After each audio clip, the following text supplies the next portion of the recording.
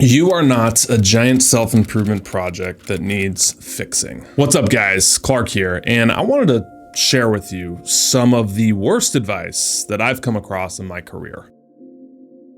Very rarely do people find self-help or self-improvement, whatever you want to call it, because life is going awesome and they just want to keep crushing it. Most of the time, I'd say 95% of the time, it's because we're in massive pain. That was the case for me. You know, I was 30 grand in debt, living in my mom's basement, all within the same month. I lost my job, my future, and my girlfriend broke up with me. And I was at a super low point. And then mixed in with the second main motivator I see people get into this for, and maybe you can relate to this, you feel behind in life. Okay, like you see other people on social media and they're like your same age, but they're crushing it. Or you see friends and family move up the career path, or, you know, get married, have kids, start like progressing in their life, you start feeling behind. If you're a dude, you know, you see other dudes making tons of money, flexing, you're like, how do I get that? I feel so behind. Something hurts or something is missing. That's what draws us to messages. This is where the bad advice comes in.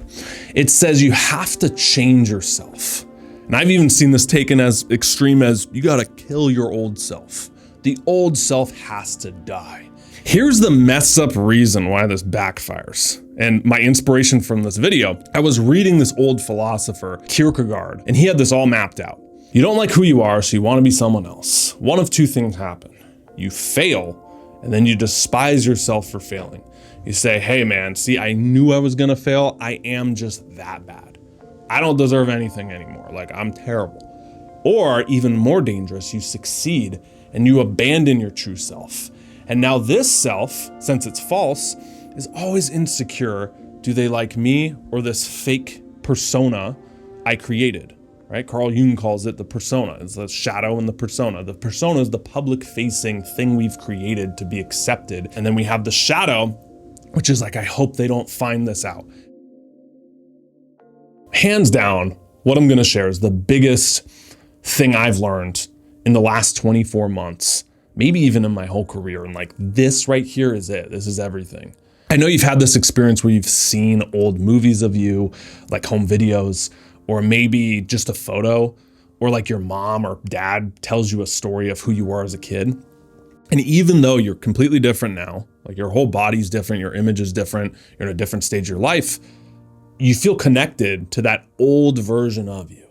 You're like, I am still that kid who, you know, was pounding his fists, eating the Cheerios, or who was swimming, and like the expression on his face, like, dude, that's me.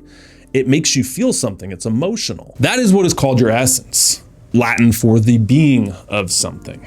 So the wrong advice is to kill your essence. That's what it's saying. Change who you are at the core. And the best advice, how can you tap more into this person that's unchanging?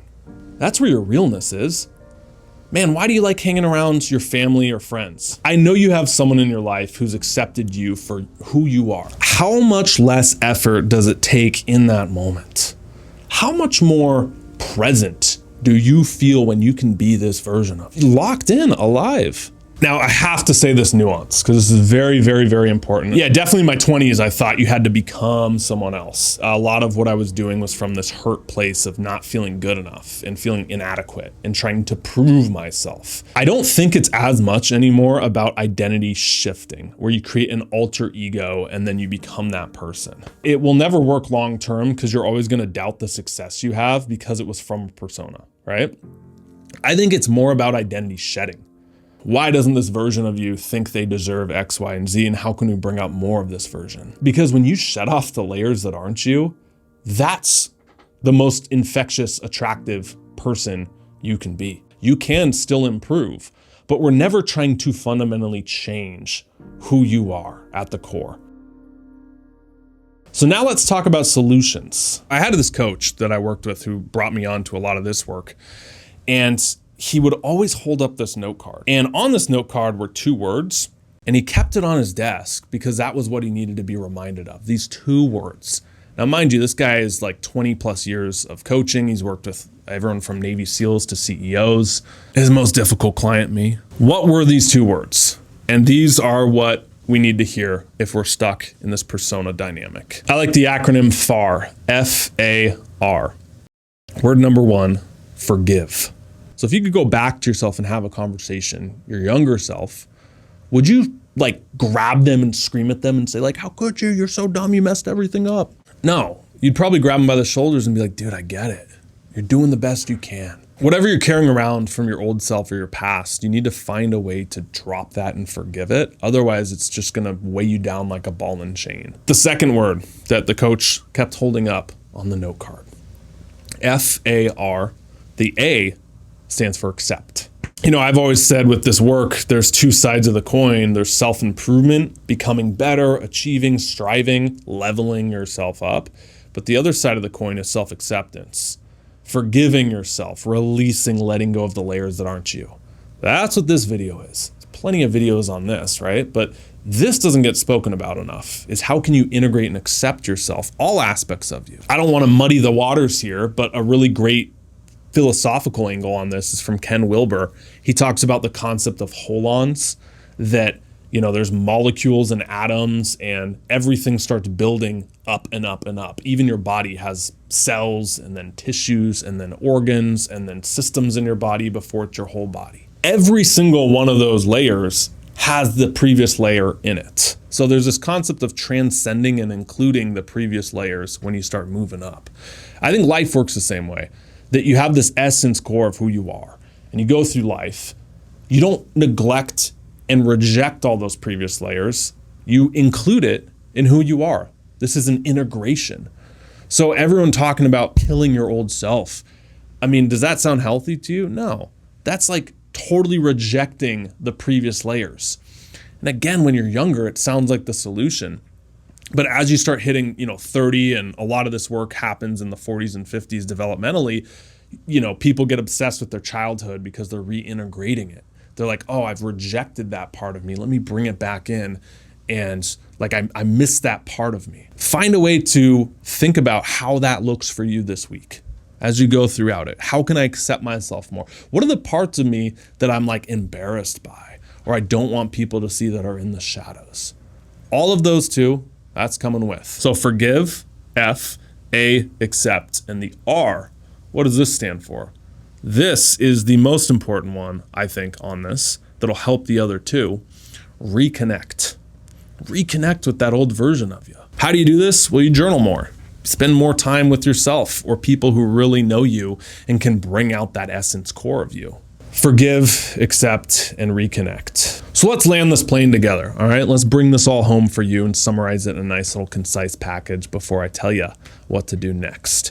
We went over how you're not a self-improvement project that needs fixing.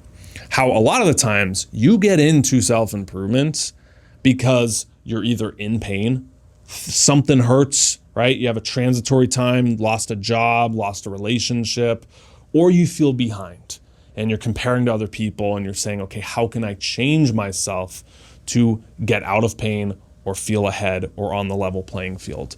And although that intention's fine, what screws us up is the advice. You need to change who you are fundamentally at the core. And why that screws you up is because if you succeed, you miss that old part of you. You create this persona that everyone starts messing with and you get really insecure, or you fail and you say, even my best efforts, see, I knew you wouldn't do it. But there's this core unchanging part of you that doesn't need to change, and changing it is impossible. It's as impossible as changing your DNA or your thumbprint. And the solution, the only thing you can really do is F.A.R, forgive, accept, and reconnect to that essence core that's unchanging all throughout your life and will be in the future. If you dig this video, link down below to our Refusing to Settle newsletter, where we have concepts like this that will change your life. Hop on, you're crazy if you're not on there. I send that every week, every Saturday from me to you. The perfect video for you to watch now, I'll link up right here, continues what we're talking about here with personas and essence and shadow. And I think it gives you a different angle that you'll like if you dig this video. Remember to do hard things, bet on yourself, and make your future self proud. Peace.